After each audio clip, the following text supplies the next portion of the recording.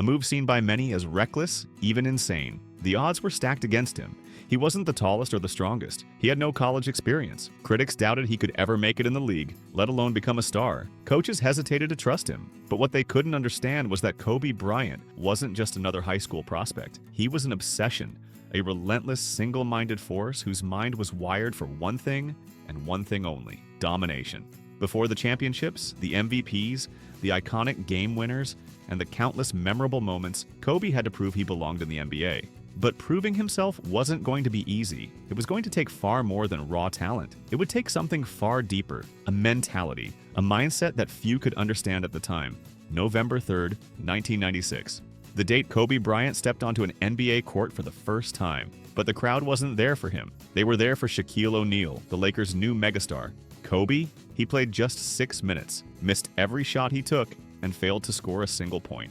The media and fans alike quickly wrote him off as a flashy kid with potential, but no real substance. His inexperience was obvious. His confidence, however, was unshaken. The doubts only grew louder as Kobe's rookie season continued. The kid barely played. He was stuck on the bench while the Lakers veterans took the spotlight, and then came the playoffs. Kobe, still just 18, found himself in a do-or-die Game 5 against the Utah Jazz. The Lakers' season was on the line. With the game hanging in the balance, Kobe airballed 4 crucial shots. The critics had their moment. He was a failure. He wasn't ready.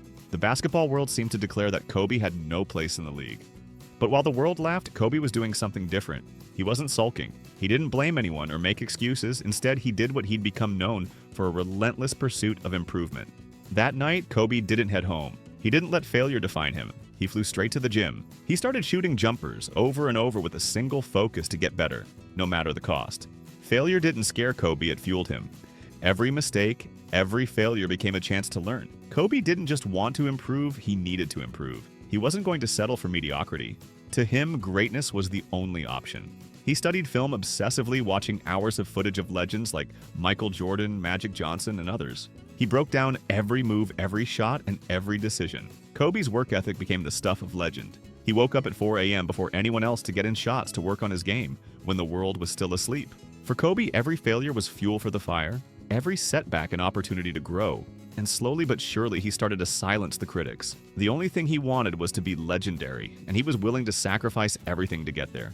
Fast forward 2 years. Kobe Bryant had earned his starting spot. He wasn't just another player now, he was a force. His game had evolved into something special. His footwork was becoming elite. His ball handling was near perfect. His defense was suffocating, and his mindset unmatched. Kobe wasn't just playing basketball anymore, he was creating a legacy, and the world was starting to notice. The NBA had its eyes on him, not just for his talent, but for his mentality. He wasn't a rookie anymore. He was a competitor, and he carried himself like a veteran. He didn't back down from anyone, not from Michael Jordan, not from Reggie Miller, not from anyone who stood in his way. But despite his rapid rise, there was still one problem. The Lakers weren't winning championships. They had the talent. Shaquille O'Neal was dominating the paint. Kobe was lighting it up on the perimeter. But something was missing. Year after year, the Lakers fell short in the playoffs. Their potential was undeniable, but their results didn't reflect that. Then came the arrival of Phil Jackson. The Lakers finally had the right coach to guide their superstars.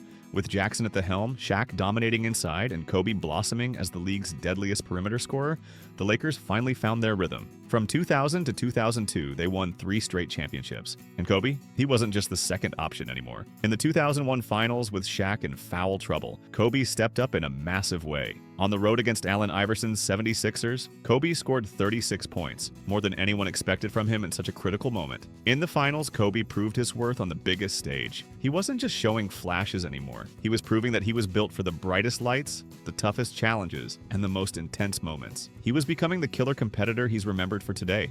But with greatness comes tension, and for Kobe, that tension came in the form of Shaquille O'Neal. The dynamic duo had been unstoppable, but Kobe's desire for more was clear. He wanted to be the man. He wanted the Lakers to be his team. He wanted to carry them to titles on his terms. The friction between Shaq and Kobe reached a boiling point. After years of internal battles, Shaq was traded to the Miami Heat, and the Lakers were now Kobe's team. But there was a cost. Without Shaq, the Lakers roster struggled. Kobe was left with a team full of talented but inconsistent players. His individual brilliance shone through, like when he scored 81 points against the Toronto Raptors in 2006. But that wasn't enough. Scoring Scoring 81 points didn't win championships. Kobe knew that. Despite his incredible individual feats, the Lakers were falling short, and it burned him. He wanted another championship, his own championship, without Shaq. Kobe demanded trades. He publicly challenged management. He wanted a better supporting cast, and he wasn't afraid to make his frustration known. But deep down, Kobe never wanted to leave Los Angeles. He wanted to win in LA. He knew it was possible. He just needed the right pieces. 2008, the Lakers made a key move, acquiring Pau Gasol. With Pau, the Lakers finally had the piece they'd been missing. Kobe had his championship window back open. And in 2009 and 2010, Kobe led the Lakers to back-to-back NBA titles. The ultimate test came in 2010 in a Game 7 against the Boston Celtics in the finals. Kobe was struggling with his shot, but his will to win remained unshaken. He grabbed 15 rebounds, more than anyone expected, led his team to victory, and clinched his 5th NBA title. That championship wasn't just about the win. It was a statement. It proved that Kobe could win without Shaq. It silenced every last critic who doubted him. The victory was a symbol of everything he had worked for: his growth as a leader, his development as a player, and the unwavering belief that he could conquer any challenge that stood in his way. Kobe Bryant's career wasn't just about his achievements. It was about his mindset. His ability to push through pain, adversity, and setbacks was unparalleled. For 20 years, Kobe gave everything to the game. He played through injuries that would have sidelined most players: torn ligaments, broken fingers, a ruptured Achilles. But none of that stopped him. Perhaps the most iconic moment of Kobe's Mamba mentality came during the 2013 season when he ruptured his Achilles tendon. Most players would have been done for the season, but not Kobe. After tearing his Achilles, he calmly walked to the free throw line, knocked down 2 free throws, and then walked off the court on his own terms. It was a moment that epitomized everything Kobe stood for. No excuses, no limitations, just relentless determination. Kobe didn't just work harder than his peers, he outworked them. He studied film obsessively, always looking for ways to improve. He knew that his success wasn't just about physical ability, it was about the mental edge he had over everyone else. He transformed his body, his game, and his mindset into a weapon. Even in his final game, with his body worn down by years of grueling work, Kobe went out with a bang. He scored 60 points in his farewell game, an unforgettable performance that proved that the Mamba mentality was alive and well. Kobe's impact wasn't limited to basketball. After retiring, he poured his energy into mentoring the next generation of athletes. He coached his daughters. He won an Academy Award for his short film, Dear Basketball. He mentored stars like Jason Tatum and Devin Booker, passing on his knowledge, his wisdom, and his work ethic. Kobe's legacy was never just about what he did on the court. It was about how he inspired others to strive for greatness in their own lives. His message was simple: be relentless, be disciplined, and never settle for anything less than your best.